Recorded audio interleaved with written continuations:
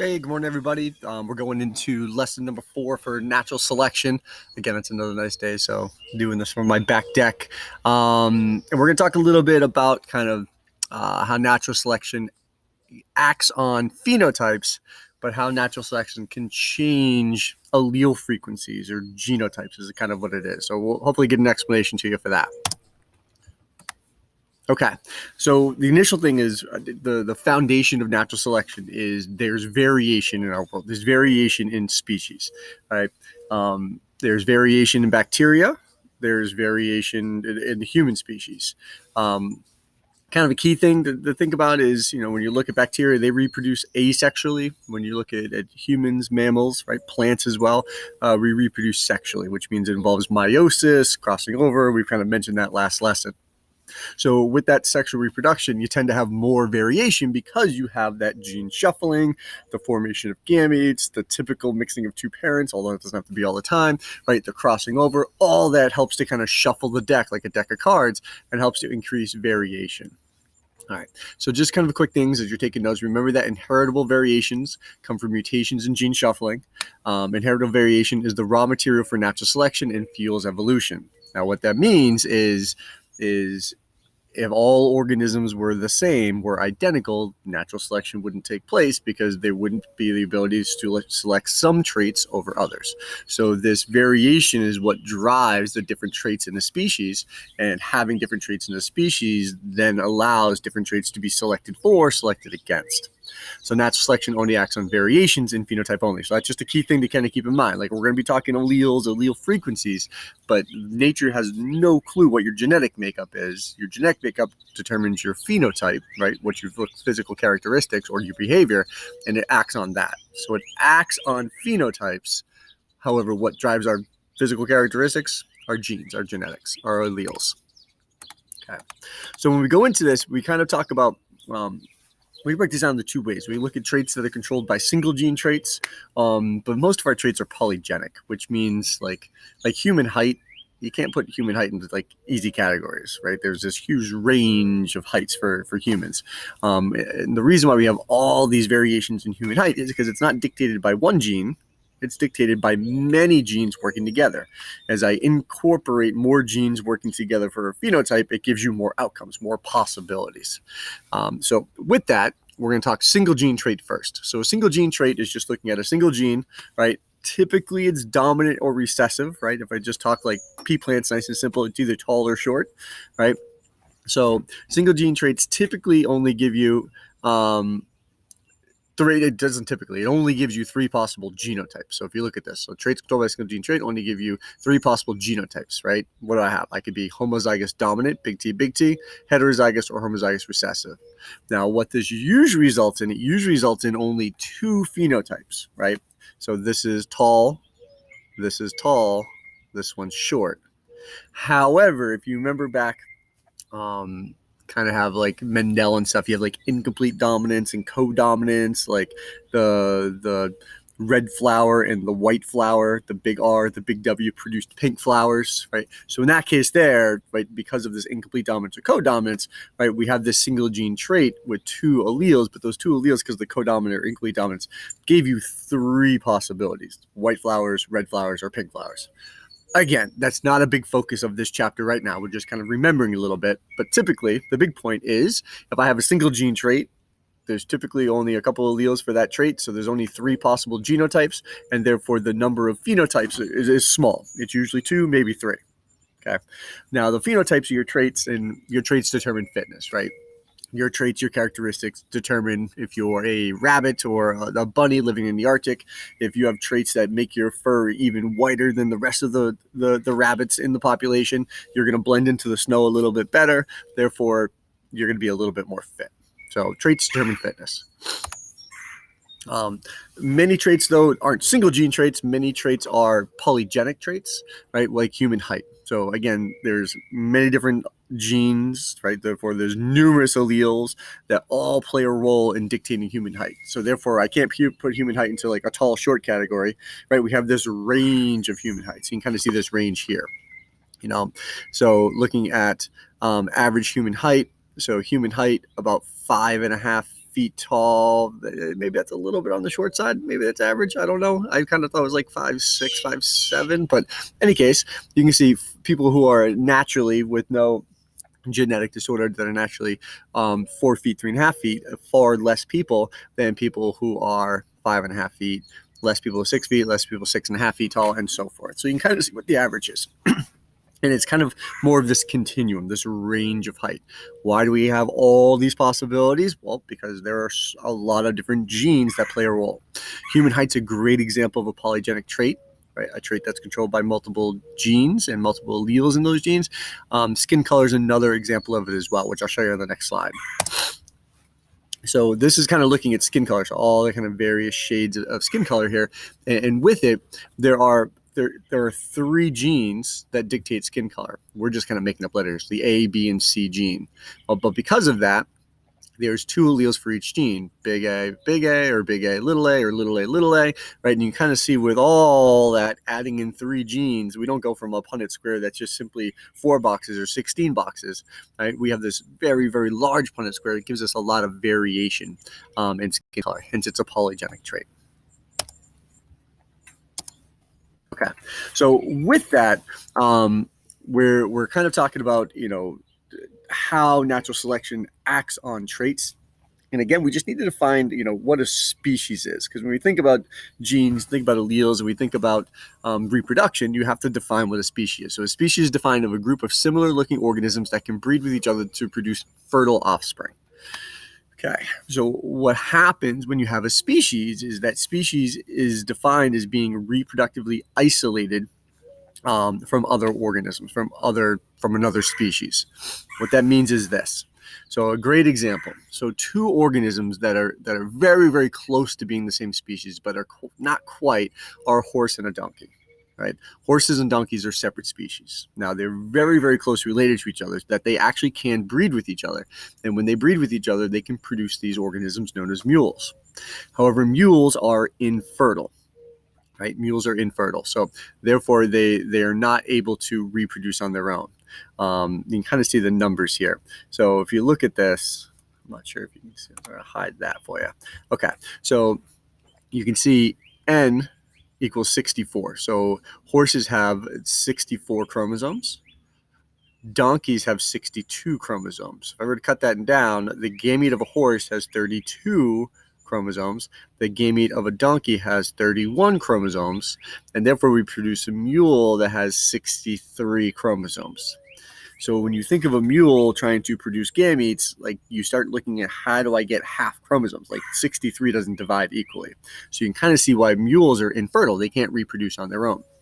Now that fact tells us that horses and donkeys are reproductively isolated from each other. They are not able to reproduce viable offspring, and therefore they are separate species. An example that would be similar but would define as the same species would be dogs, right? If I have a poodle and a Labrador retriever, they look pretty different from each other. They look like dogs, obviously, but they have different looks. One has the curly, fluffy hair. One's more of a straight, longer hair. Similar sized dogs. The Labrador retriever is probably a little bit bigger, but they can reproduce, and they can reproduce Labradoodles. And Labradoodles do have the ability to reproduce on their own.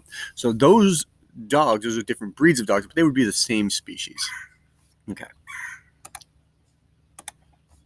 So what we call it, when I look at a species, right, a species living in the same population, all of their genetic makeup together as a species, as a population, is known as the gene pool. The gene pool are all the collective alleles in that population. So you think of, like, I was talking about deer, like white-tailed deer in New Jersey, right? The white-tailed deer in New Jersey are mixing, breeding, mating with each other. So therefore their genes are crossing from generation to generation. There's mixing going on. That would be a collective gene pool. If I have white-tailed deer in Georgia, that Georgian population might not migrate far enough north to mix with the New Jersey population. So they'd be 2 separate gene pools. Now, they could be considered the same species because maybe if a Georgia deer and a New Jersey deer mated, they could still produce fine deer, But if their gene pools are separated from each other, there's a chance that there could be enough genetic change that the New Jersey deer might not be able to mate and produce viable offspring with the Georgia deer. And at that point, we would not say that they were two populations of the same species. We would then define them as two separate species. All right. So with that, individuals within a species share the same gene pool, right? Group of alleles that are shared.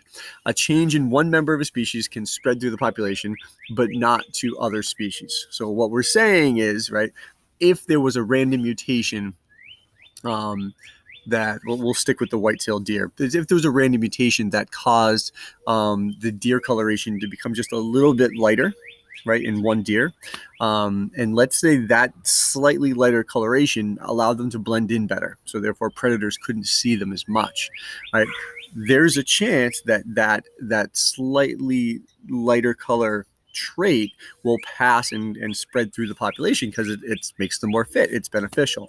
However, because the deer population became slightly lighter in color and more fit, does that mean it's going to be passed to the squirrel population? No, right? Those fitness, the changes, the variations are only going to be passed within the species. That makes sense. Okay.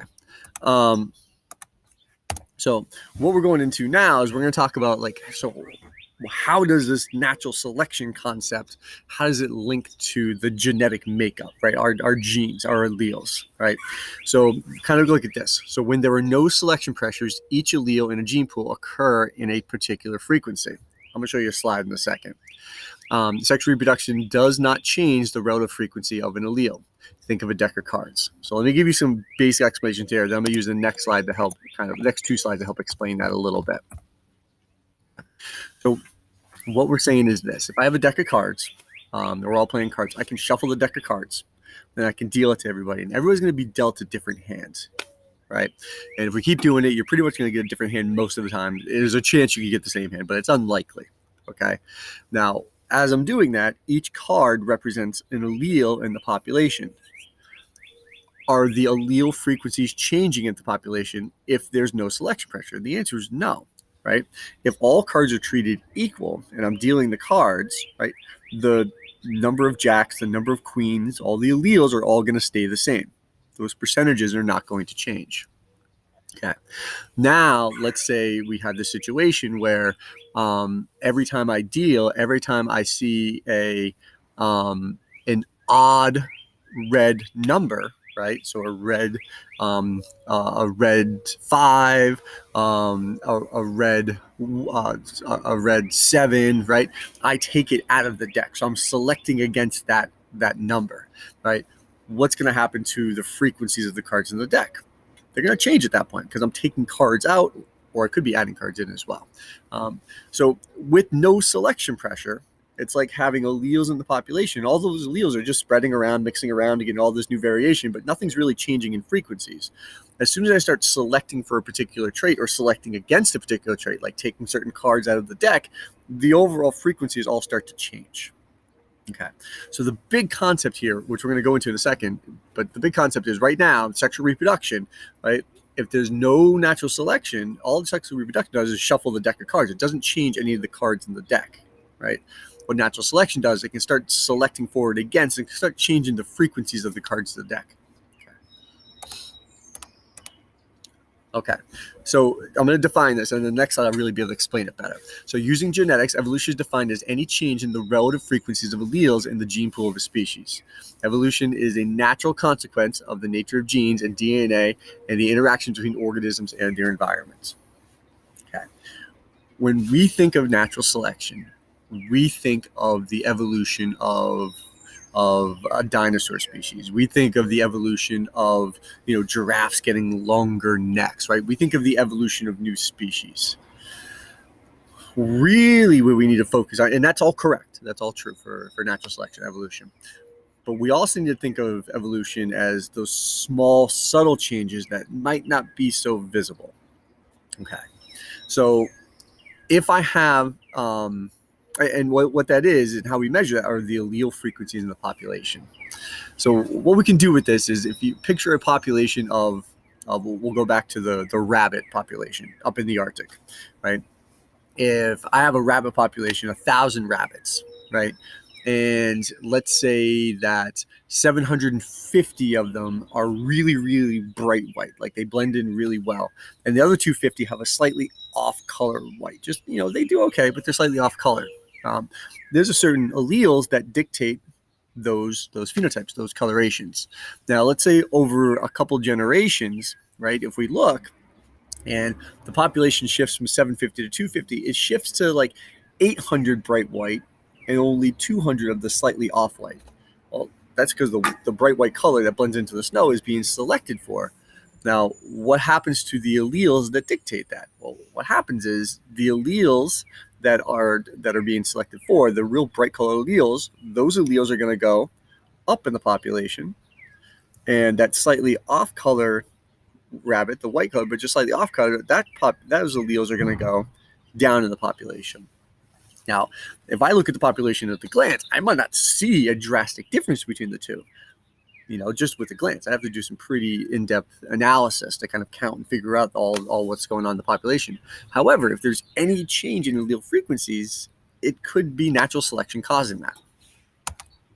All right, so here's kind of our look here, right? So we can look at this mouse population. So the same concept, just a different organism right here. We have brown, we have black.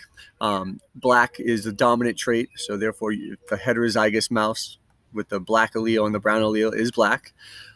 We have homozygous black and we have a homozygous brown. So here's the alleles in the population. We're kind of looking at it here. Now, let's say these mice, let's say they move. You can see the heterozygous, there's a lot more black mice in the population than brown mice, right? 48% plus 16% gives you 64% of the population is the darker black color, and the rest is brown. Let's say these mice move from their location and move into a separate section of the woods. They get pushed out, so the population had to shift its location. The location is slightly lighter vegetation, right? So a little bit less, not quite as dark ground cover. Well, what's going to happen is it's going to start selecting a little bit more for the brown mice. Well, what's going to happen to the alleles? Well, if the brown mice are being selected for, you're going to get more brown mice, which means the alleles that dictate brown mice, so the brown color allele, those alleles are going to go up in the population, and the alleles that dictate the darker coloration, the black coloration, are going to go down in the population.